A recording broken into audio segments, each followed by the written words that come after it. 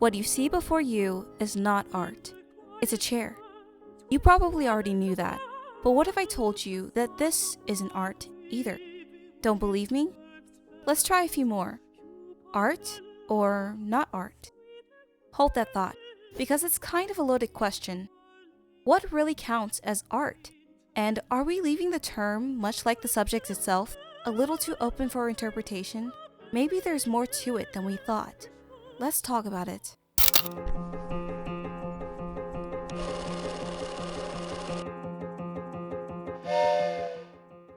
So, where does the idea that art is subjective originate? It's a widely held viewpoint that has been shaped over centuries, and yet the phrasing is flawed. I'll explain what I mean.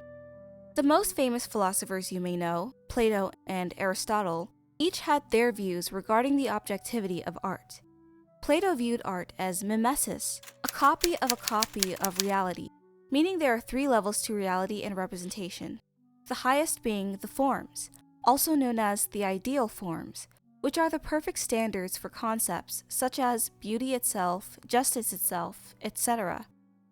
The second in the hierarchy was reality, which is, as he saw it, the reflection of these ideals. For example, a beautiful flower or a just act. And at the lowest level, we have art, which is merely a copy of reality and thus twice removed from the truth. When it came to art, he distrusted it and considered it misleading. Plato was of the belief that art has objective standards and should be judged based on how well it mimics truth or ideals. However, Aristotle, while also seeing art as imitation, believed it could express universal truths and evoke catharsis. This paved the way for later personal, emotional interpretations for art. Now, these views don't necessarily conflict, and I'll tell you why. Both Plato and Aristotle were onto something. Notice how at the beginning of this video, I didn't ask you whether the art you saw is good or bad, but whether it is or isn't. What I am hinting at here is the issue of the common misphrasing that art is subjective. The truth is, art interpretation is subjective. Art is art. Think about it like this. Both poetry and song are lyrical forms of writing, and both encompass different styles of themselves. And sometimes poetry can be sung, or a song can be rather poetic. However, they each follow two different models of structure, rhythm, and meter. And it would be dishonest to say the two are one and the same. Just as it is with art versus invention, one is not the same as the other. Not everything you create is a work of art, though both can be a masterpiece. Intrigued yet? Great, because we have a lot more ways to dissect this. Whether you're an art enthusiast, a musical artist, a visual artist, or a photographer, you can apply these points I'll make to your own interests. And if you find any value in this video, you can thank me with a thumbs up and subscribe for more enlightening discussions. Though definitions for what we call good art may vary, there are definitive ways to distinguish art from something else, and it goes beyond what you see. In the late 1700s to mid-1800s, also known as the Romantic period, the push for Romanticism throughout cultural amusements shed light on the idea of art being influenced by individual emotion, imagination, and personal experience. Artists like Caspar David Friedrich and Beethoven reflected deeply personal worldviews that influenced their compositions. Romanticism championed the subjective artist's genius, the idea that art expresses the inner soul of its creator, not fixed truths. And this is a concept I'm sure we all find familiar. In fact, just ask anyone how they define art, and you will inevitably hear at least 10 say the words self-expression. It's such a crucial detail that it becomes a rule, and as we know, rules are objective. So even still, there is order to what many consider a chaotic process. Art is objectively the reflection of some subjective viewpoint, and for a long time this truth was undisrupted. Until the late 1800s was the birth of modernism, and modernist movements such as Impressionism and Expressionism, which focused on the perception of inner feeling.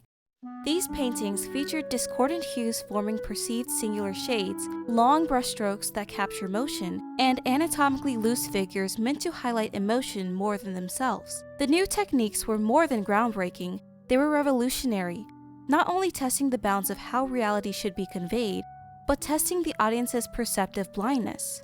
And despite technically being a means of societal deconstruction, this was still a rather sane movement compared to what followed. In the mid to late 20th century, there began a new cultural wave that has reshaped art as we know it today. The postmodernism movement aimed to deconstruct the idea of objective meaning altogether. Thinkers like Roland Barthes, author of The Death of the Author, argued that meaning resides in the viewer, not the creator. And so this belief heavily influenced the production of art as something separate from the artist, soon fostering the capitalist churning out of canvases that lack coherent or inherent meaning. It is likely why in many art schools today, students are often taught through somewhat brutal methods not to attach themselves to their art. Today, the value art holds is in the eye of the audience or the commissioner. It may or may not serve an aesthetic purpose, but it certainly isn't expected to serve a moral purpose. Now, I know most people see so-called art like this for what it is, but there's a reason for this. Because these pieces express nothing. They stand for nothing. What is anyone supposed to glean from this? Once you remove the humanity behind a creation, you remove the art. The entire purpose of art is to communicate a message, and if there is no message attached to the art, or the message is too vague, then it's just bad art. And I think I could validly say that. There are snobs out there who like to tell you, well, not everyone gets it. But in the same way that the author of a book's purpose is to convey a message with their story, if your readers are struggling to find the message, then you have failed in your job as the author. This is why we end up with art no one wants to look at. Art is not an endless stream that leads to nowhere. It's an invitation to study someone else's soul. Do you remember what I said earlier about art being art and that it's other people's interpretation that is truly subjective? Well, see, there's a big difference between interpretation and perception. And I believe often when others say one, they mean the other. Perception involves the initial process of receiving and organizing information, while interpretation is the process of assigning meaning and understanding to that information based on prior experiences, knowledge, and biases. The purpose of art is not to toy with people's perception, but to invite different interpretations of the same conveyed message. Art should speak. What differs is how we hear it, and how it resonates within us. So now that we covered this, are you still sure you can tell the difference? Well, I've said a lot, but I haven't said it all, which is why I want you to tell me which of these examples is or isn't art and why. It's been fun talking to you, and I'll see you in the next episode.